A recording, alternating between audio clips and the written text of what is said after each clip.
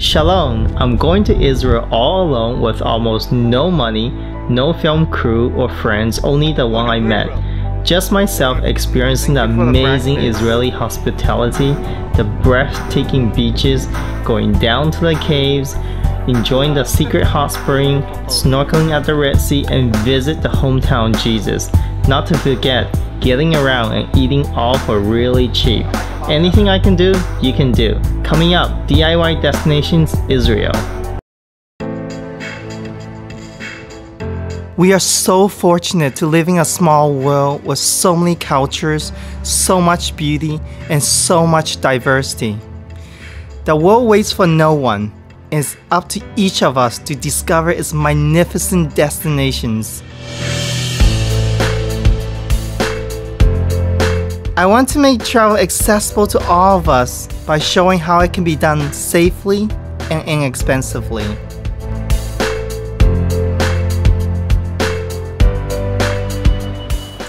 Israel has a reputation of having the toughest airport security in the world, given it's surrounded by not-so-friendly neighbors.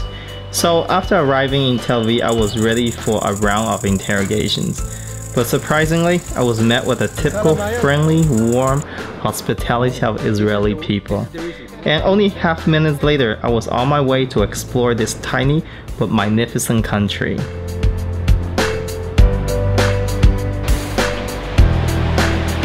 We'll start our journey by exploring the best of Tel Aviv's free attractions. You can easily get there from the airport by taking a direct train to Haka'ana station. It's the closest station to the old Jaffa. From there, most of the attractions are easily accessible by public bus, or by bicycle, or you can simply walk, so stay close by. I stay at the Little Tel Aviv hostel, courtesy of ILH, Israel's hostels. It's really nice and clean, but Tel Aviv gets dark after 4:30 and there is no time to waste. Now, just because I'm here late today, that does not mean I'm not going to do anything. The first place we're going to check out is the old Jaffa. Now, to get around, I actually recommend to get one of those day membership with a bike sharing service.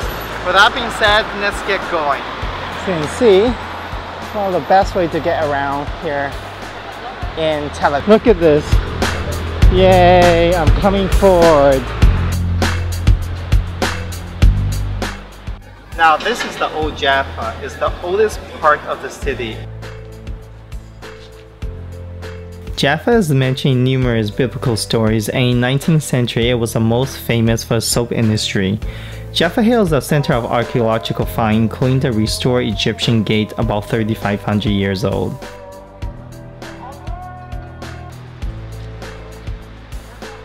The skyline is dominated by the facade of St. Peter's Church and the minaret of Al-Ba'at Mosque, the oldest mosque in Jaffa. This is the oldest part of the city. It's also an ancient port, as seen from the fortress in the background, and surrounded by beautiful architectural marbles dating back to some of them hundreds, even thousands of years old.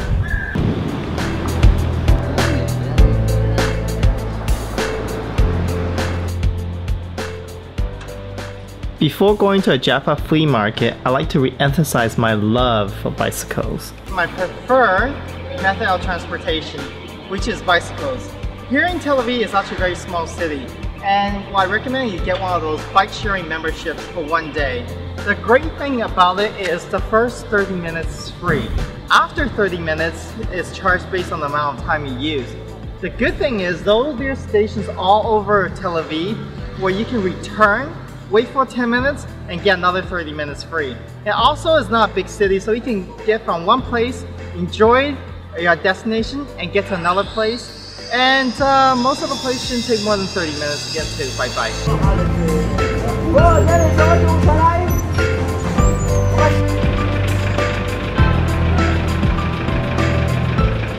Just a short walking distance away, you also get Jaffa Flea Market, one of the oldest bazaars in the world.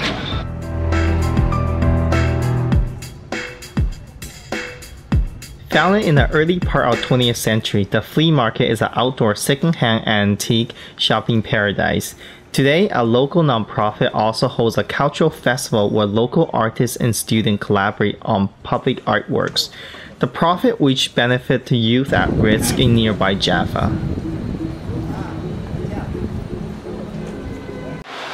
The clock square is center of Jaffa. Its distinct clock tower was built in 1906 in honor of Sultan Abdul Ahmed II.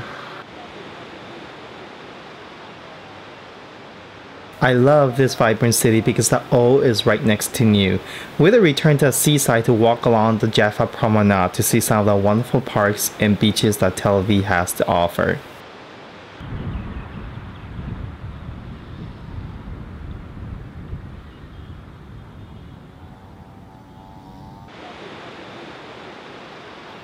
Ladies and gentlemen, I proudly announce that this garden is named after yours truly, me.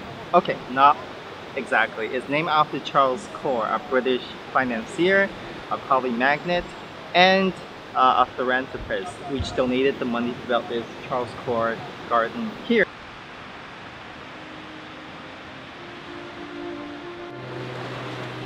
Just a few minutes walking distance away is a banana beach with numerous water sports schools for windsurfing and wave surfing. This beach is also referred to as Drummers Beach. On Friday afternoon, you'll see weekly drumming sessions on the rocks jetting out to sea. You'll also be surrounded with dancers, jugglers, and other hipsters.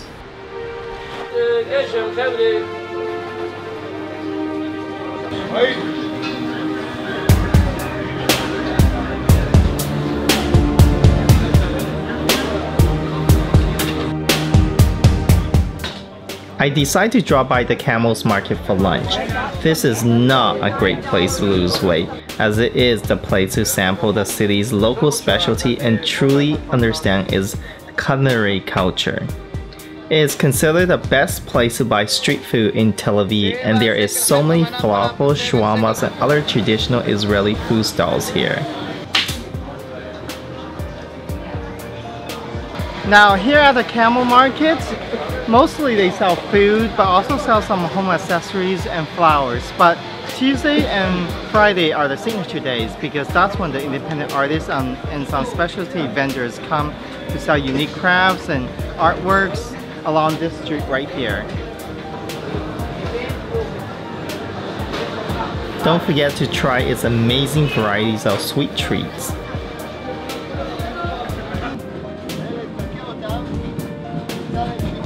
Not to mention there's clothing, footwear, and souvenir stands. You can also purchase freshly cut flowers, spices. The market have absolutely everything with plenty of bargains.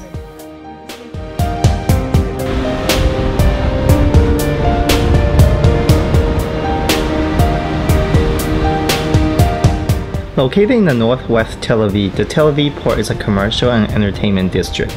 Today is the most popular tourist attraction in the city with 4.3 million visitors annually. I wanted to end my day here with a beautiful sunset, but time wasn't on my side. There's lots of things I like about Tel Aviv, like the warm climate, the pleasant people, and the great food. However, there's one thing that I don't particularly be a fan of, and that is it's pitch dark after 5 p.m. and right now it's only like 6 o'clock and it's literally pitch dark all over me. And so I'll make every filming of this portion of the episode really challenging. Although by no means a massive city in terms of population, Tel Aviv is truly a city that never sleeps. You certainly can't come to this vibrant city without checking out its famous nightlife. Sadly, the busy schedule and the budget doesn't allow room for me to do that. But here's a great advice.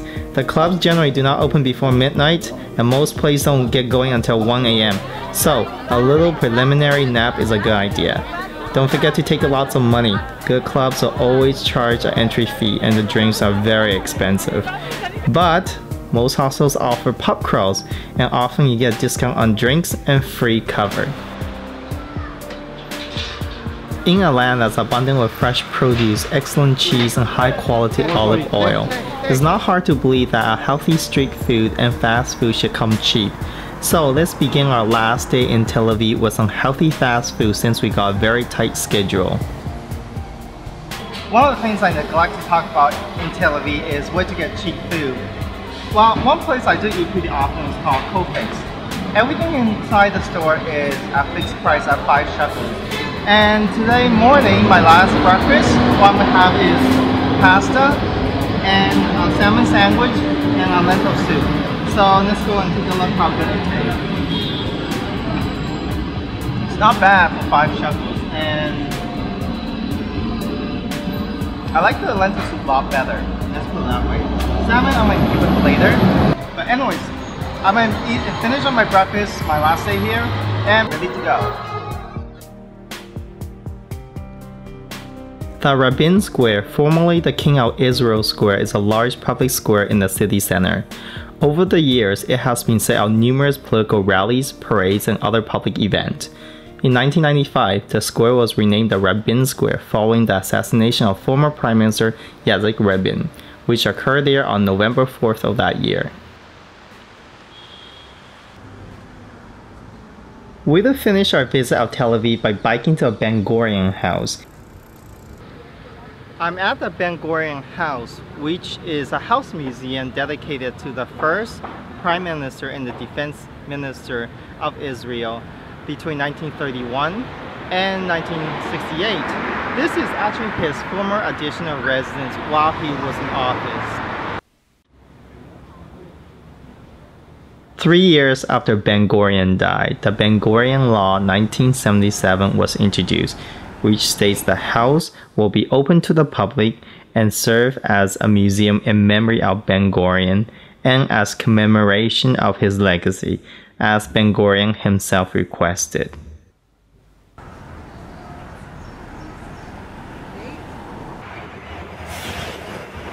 Israel has very extensive land transportation networks, consists of rail, bus, and excellent roads. You can pretty much reach every part of this small country by rail or bus.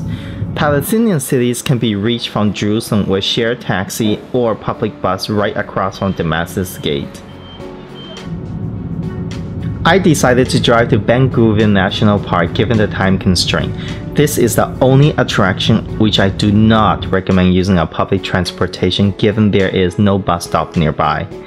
The large size of the park making walking very difficult, and therefore a rental car is strongly advisable. However, if you insist getting here by public transportation, then visit our website for full directions. Located 13 kilometers from Galilee encompasses the ruin of Marisha, one of the most important towns in Judea during the time of the First Temple, and Beit Guvrin, an important town in Roman era. Archaeological artifacts unearthed at the site includes a large Jewish cemetery, a Roman Byzantine amphitheater, a Byzantine church, public bath, mosaic, and burial caves.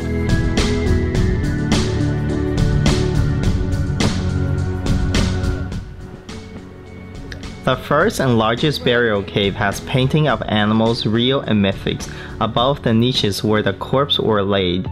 A cock crowed to scare away demons.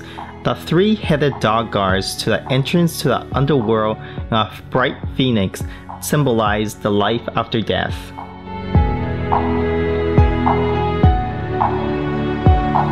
As much as these caves are mysterious and beautiful, it's not funny to bang up your head 3 times in the last half an hour. So make sure you have proper walking apparels and watch out your head.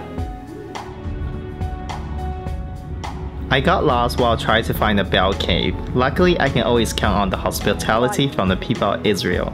I met a mother and a son who happened to be a tour guide and offered to take me there and give me an introduction on the origin and the history of the cave, along with other interesting things.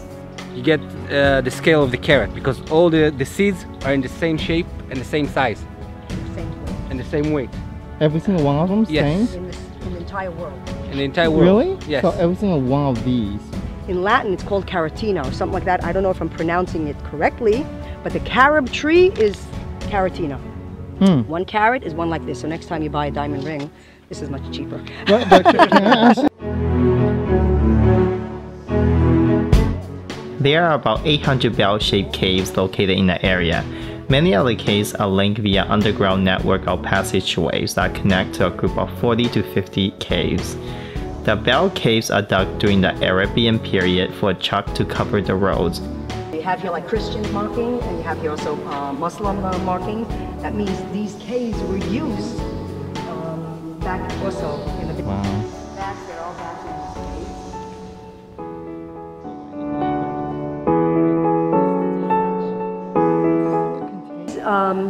Caves over here in Beit Guvrin are man-made. They're not natural. None of them are natural. Why did they dig out these caves? Why here in this area? Because the rock is soft. It's called soft lime. They dug out building blocks for building their houses, homes, or other buildings, bigger buildings on the outside.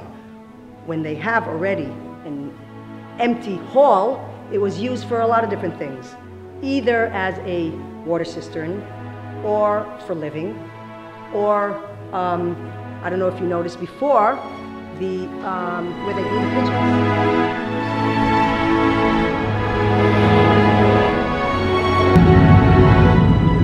Will it be passing by Jerusalem on our way to Galilee to visit the Dead Sea? Jerusalem is a very unique city given the existing political situations. I decided to create a special mini episode dedicated to Jerusalem for showcasing the best of what it has to offer. And beneath it is a Roman Catholic Church. Even before getting to Galilee, I can already see the magnificent Dead Sea. I decided to stop by and film some breathtaking view from the West Bank to be featured in our Palestine episode. Unfortunately, this is the last footage before the wind knocked our camera over and broke the primary lens. The stress was just enormous given this is just the first week of the 3-month filming in the 18 countries. Therefore, the absolute priority at the moment is to buy another Samsung Prime lens at any cost, and it's unlikely I'll find them in Galilee. So I drove along the Jordan Valley in the West Bank to reach a northern Israeli city of Tiberias, where Omar, the owner of Tiberias Hostel, is waiting for me and knew about my desperate situations. So this is a secret hot spring. By the time I reached Tiberias, it was just late and dark. All the stores have already closed. Omar wanted me to just relax and take a night off, so he treated a few of the hostel guests and myself to a secret, abandoned, natural hot spring, off the beaten path experience. Our main camera actually has broken the lens, so Amir knows how upset I am today. So he's taking me to this amazing place, a hidden place. Do you want to tell him what that is? Okay, well, you're going to find out. But one thing that's really interesting, I will give you a little hint. You see this border really cool? That's a Jordan-Israel border. And I'm really excited to get going, Amir. Yeah, let's go. Let's go! Wonderful. I'm not going to show you where it is, but if you stay at Omar's Tiberias hostel, he'll take you there after dark. He doesn't want it to be overrun by tourists.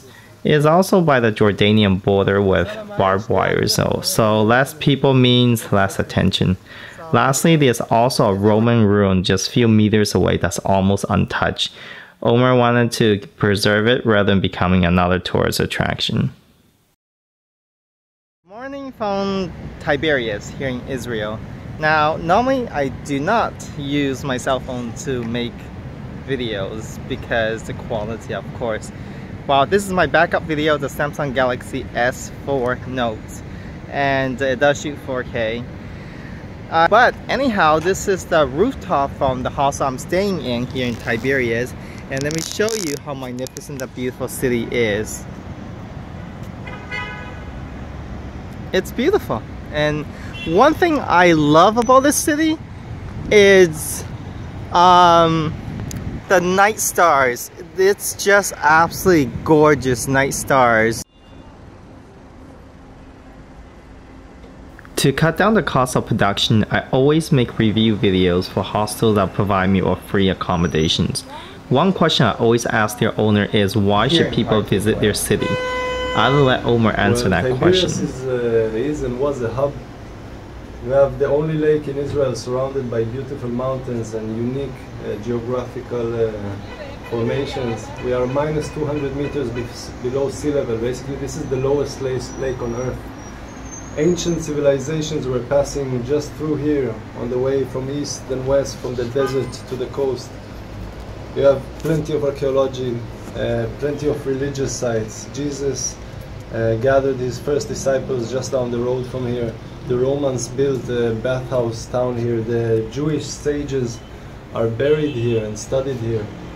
And this is all within 5 minutes walk to 10 minutes drive. So this area is blooming with nature and wildlife and hikes and swims and bars.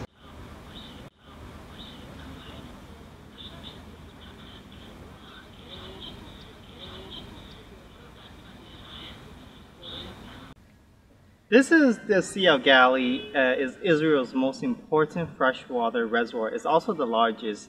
And over here is where the Bible described that Jesus actually walked on water. So very significant biblically.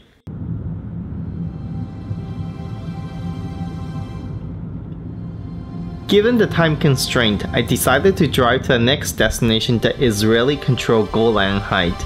I'll be stopping at the Quneitra observation point to look into Syria. Now, we all heard about the conflict in Syria, and if you want to get up close as you can get here from Israel, come to this lookout point and you can throw a few coins and you can look through the Syrian villages and see how it is like the life on the other side.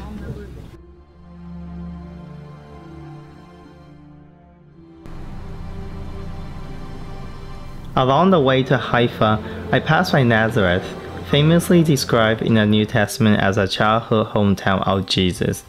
Today is the largest capital in northern Israel, and since the population is mostly made up of Israeli Arabs, consists of either Muslims or Christians, it is known as the Arab capital of Israel.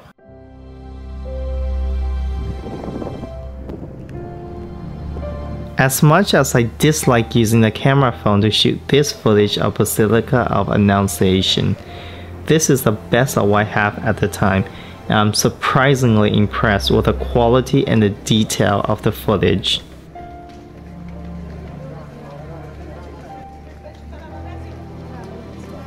The church was established at the site where, according to Roman Catholic tradition, the Annunciation took place while Mary was drawing water from a local spring. The first shrine was likely built sometime in the middle of 4th century, comprising of an altar in the cave which Mary had lived.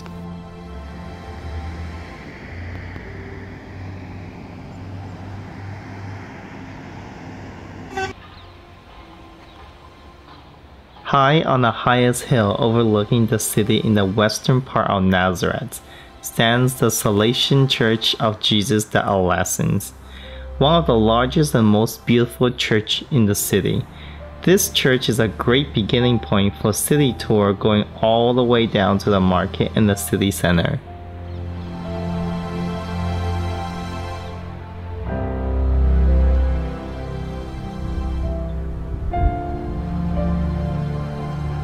I ended my visit to Jesus' hometown by taking a last breathtaking view of Nazareth from the lookout point right behind the church.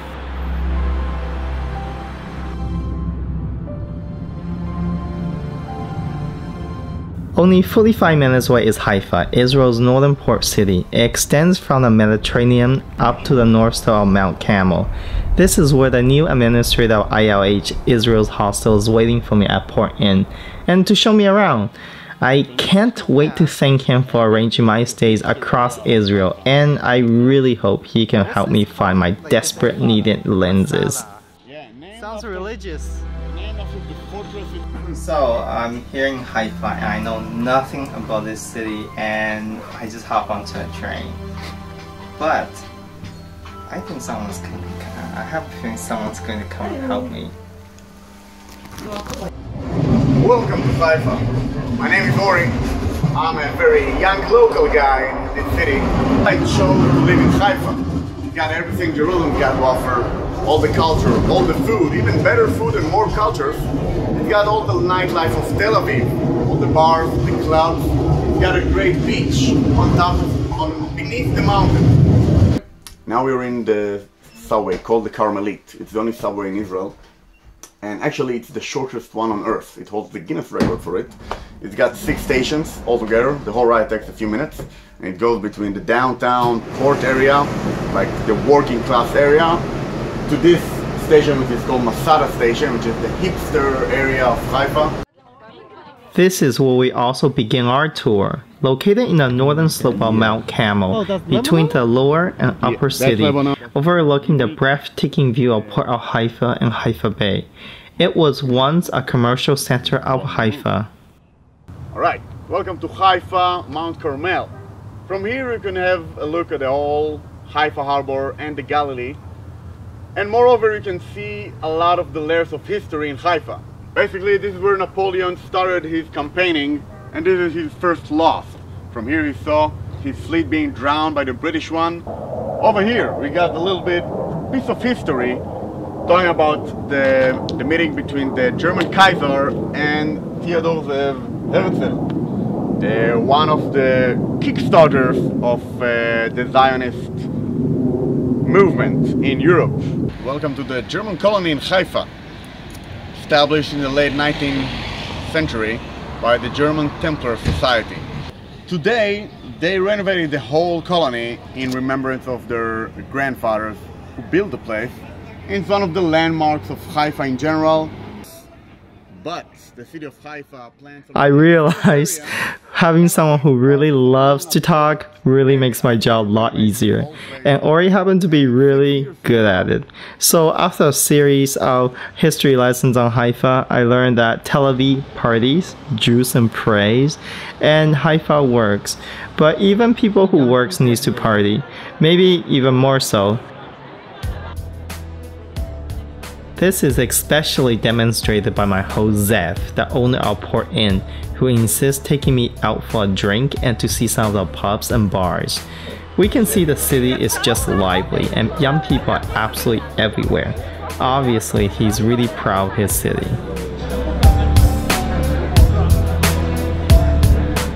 Starting from Herhef Shopping Center all the way to Carmel Center along the Moriah's Avenue's 3-kilometer stretch, you'll find good food in local pubs. Ben Gurion Avenue right below the Bahai Gardens also hold a cluster of good restaurants. All these cluster of restaurants are very vibrant with young people at about 9 p.m. further into the small hour of the night. Almost at any day of the week, but on Fridays, it might get too crowded on most popular places. Tipping is normally at 10% at all places that you sit down and be served.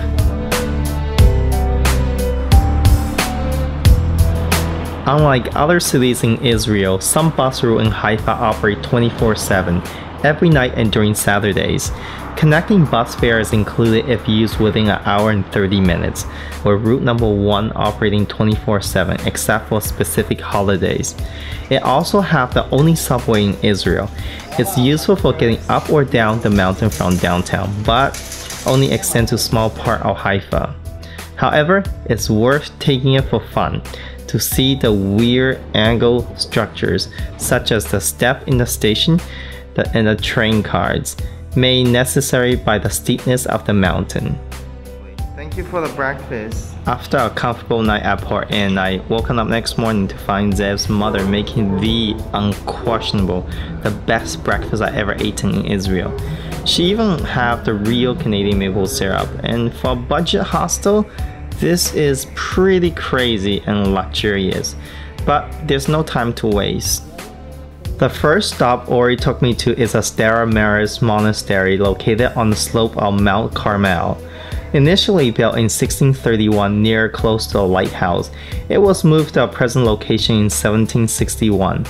It is believed directly above the grotto is where the prophet Elijah said to have lived. The monastery was seriously damaged in Napoleon's 1799 campaign. Sick and wounded French soldiers were accommodated inside. And today, there's a monument dedicated to these soldiers outside.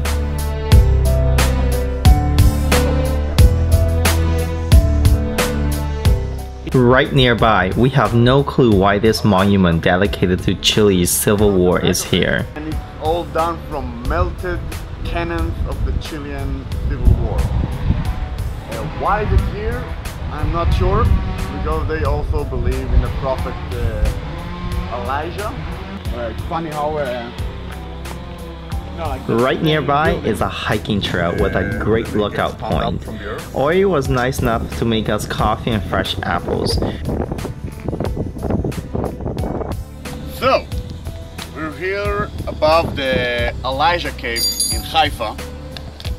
Again, another piece of land that's got a lot of layers of history. You got the French monastery on top of the mountain over there. You got the British radar station, which was always bombed by the Jewish brigades, and now it's an Israeli Navy radar station. And underneath us, you've got the Elijah's Cave. And basically, the Israeli tradition is, not the Jewish one, the Israeli, is to go to beautiful land spots and make coffee, play coffee. So now, we'll keep this tradition and we'll make some coffee out in the field. We talk about life while enjoying the magnificent view. Our show is not only about budget travel, but also one of the goals is encouraging all of us to engage with others, their culture, their belief, and different perspectives by listening and learning from others. We inevitably talk about the Palestinian-Israeli conflict from his perspective, as his grandmother lived through the horror of the Holocaust concentration camp. At the end of the trail is a Haifa port and one of Haifa's many beaches. The best feature in Haifa is the beach. It stretches for 10 kilometers from north to south, and it's all for free. Well, now you're seeing the Israeli winter, so there's no one around, but during the summer and the spring, it's a pretty nice place to chill out today. It's pretty old, it's only from the 50s.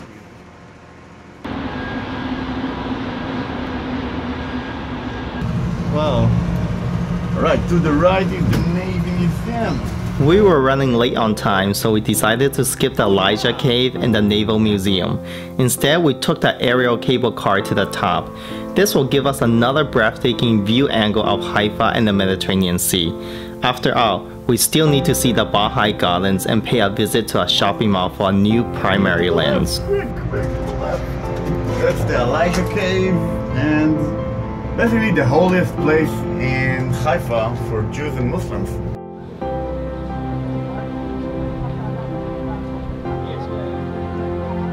The terraces of Baha'i faith, known as the Hanging Garden of Haifa, are the garden terraces around the Shrine of the Bab on Mount Carmel. With over 500,000 visitors a year, it is the most popular site in the Middle East. The architecture is Fab Saba from Iran, who began the work in 1987, designing the garden and overseeing the construction until 2001, when it was opened to the public. In 2008, it was inscribed on UNESCO World Heritage Site in recognition of their outstanding universal value as a holy place and the places of pilgrims for followers of the Baha'i faith.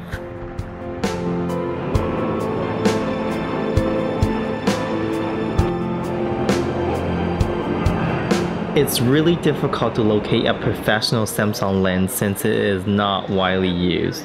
The only chance in Haifa is a Grand Canyon Mall, but it wasn't meant to be.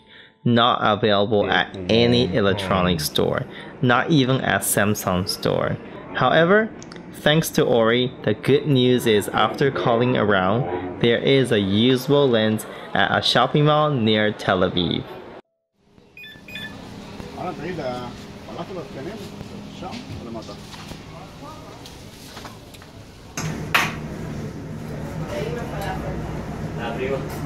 So, welcome to Bari Nishna in Haifa. It's a very old part of town, a very traditional, got Jewish religion, Baha'i, Christian, Muslim, and the best food in Haifa. Over here, you've got one falafel stand called Falafel of Kenim, the elderly falafel. Across the street, Over here we've got Michel Falafel. They are both considered to be the two best falafels in the north in general and in Haifa in specific. Usually people come here and eat half a dish from here, half a dish from there, and both businesses win.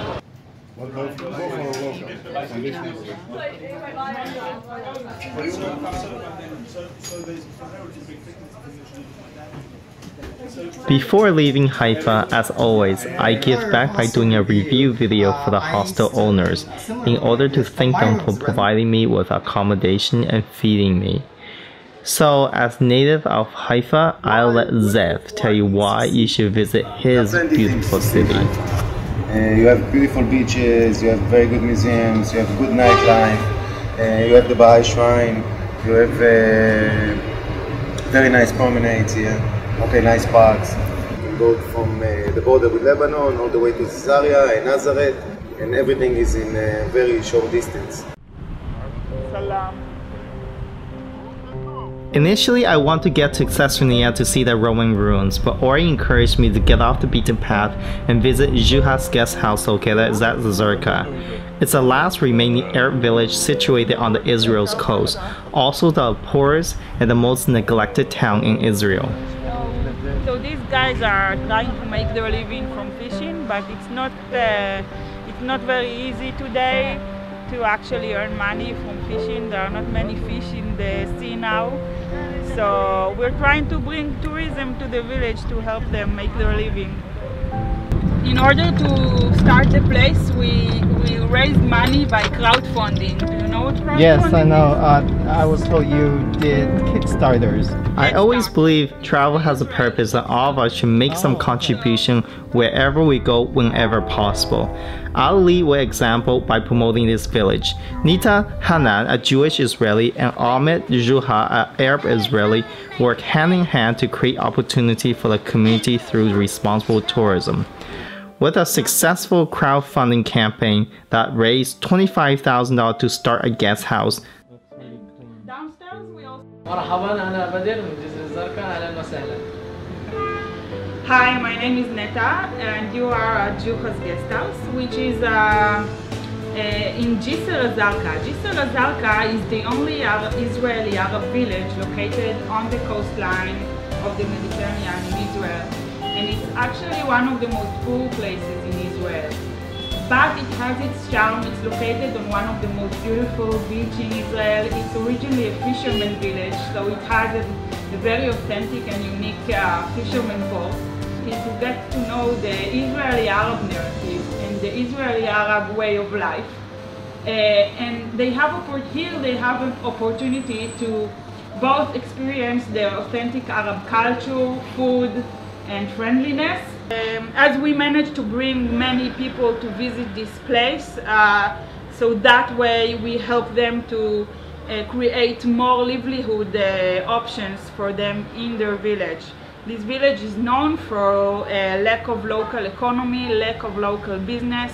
The people here mostly work in housekeeping all around Israel, and their dream is to develop tourism in their village for them to be able to open their own small business in the village and live decently. I spent 6 months By the time I got to Caesarea National Park, the ticket booth for the Roman Theater and Meridima already closed as of 4 p.m. The good news is the gate is open and you can roam free to see many of the attractions free. The ancient Caesarea is an archaeological treasure to Israel and the Mediterranean. The city had been populated through the late Roman and Byzantine eras and became the administrative capital beginning in 6 AD. It is also the location of the 1961 discovery of Flea stone, the only archaeological item that mentions the order of Jesus' crucifixion. Ladies and gentlemen, you are actually looking at the first footage of the Alien Mall from our new lenses, and it is beautiful.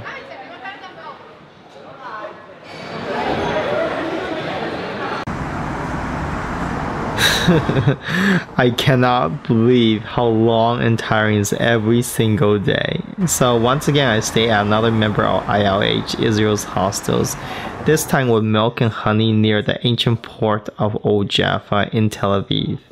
It's also close to old train station, the flea market, and Rothschild Boulevard. And yes, I did take advantage of their free breakfast for my early commute to Jerusalem for returning the car. No one needs to fight for who gets to charge their phone first. After filming Palestine, I took an egg bus from Jerusalem Central Bus Station to Eilat to spend my final night in Israel before crossing to Aqaba, Jordan next day. Once again, be sure to check out our Jerusalem episode.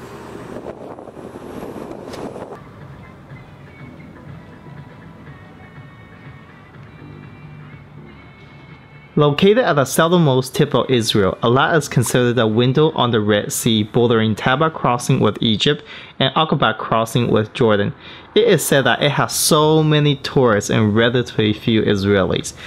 But I came at the low season and everything closed early and it literally looked like a ghost town.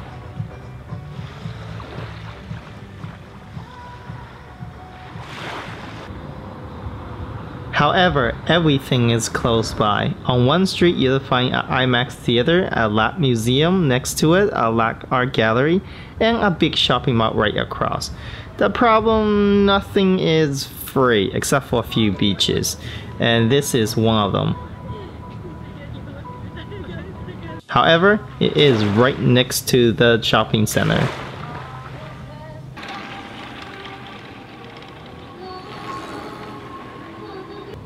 If you want some amusement and thrills, then King City is definitely the right place. There's all kind of rides for the young and the old, not to mention many trendy pubs, even the ones that aggressively target the mighty Navy sailor of the good old USA.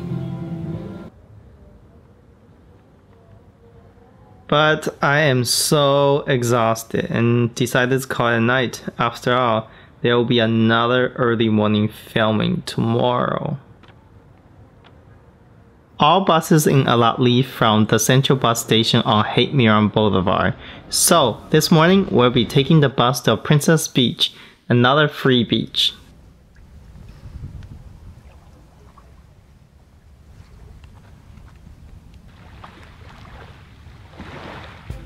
You can actually come for a nice snorkel free of charge here in this Princess Beach near the Egyptian border, which is right there. It's called Taba Crossing, Israel and Egypt. All you need to do is rent one of these scuba diving gears and jump right in. With that being said, I think it's time for me to go for a snorkel.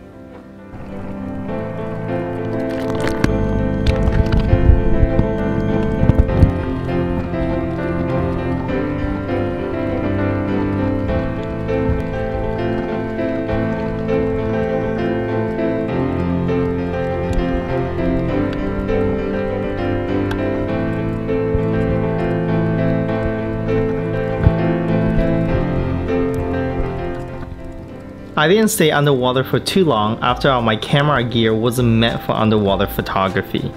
I need to get out before the casing start to leak. But hey, I didn't have any money for anything for this trip.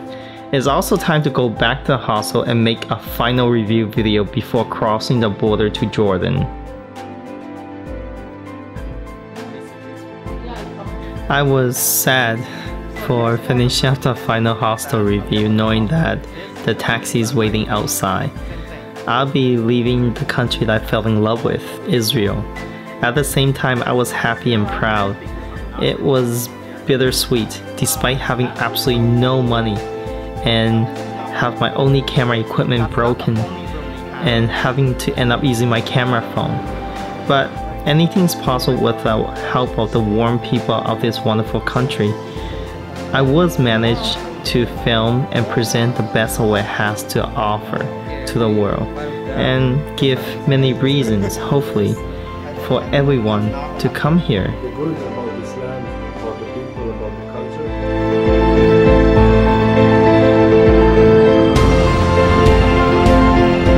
If you decided to use an egg public bus to get to the Jordan border, it will only go as far as the Eilat stop, about 1.6 kilometers away uphill from the Israeli checkpoint. There is no sidewalk, so you will have to walk on the road and it can get busy at times. Therefore, this is the only time which I recommend you take a taxi directly from the central bus station to the border. Luckily, you should have no problem finding few friends to share the cab fares with.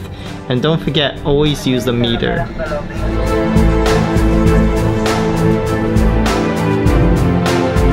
And don't forget to bring some money for the exit tax and all your purchase receipt for your tourist tax refund. Good. I come to Israel to see this magnificent country with amazing people with an amazing purpose. I was not disappointed. In a very short time here, I was impressed by the hard-working people of this young nation who collectively built and transformed a desert into an impressive modern oasis. As we've seen in Nazareth, Caesarea, its people have preserved a scarce history for all of us and our future generations. Not to mention the beauty of Israel's many natural wonders. I'd like to end this episode by thanking all the team members and sponsors from ILH Israel Hostels. Thank you, Tota, and please join us again in our next episode.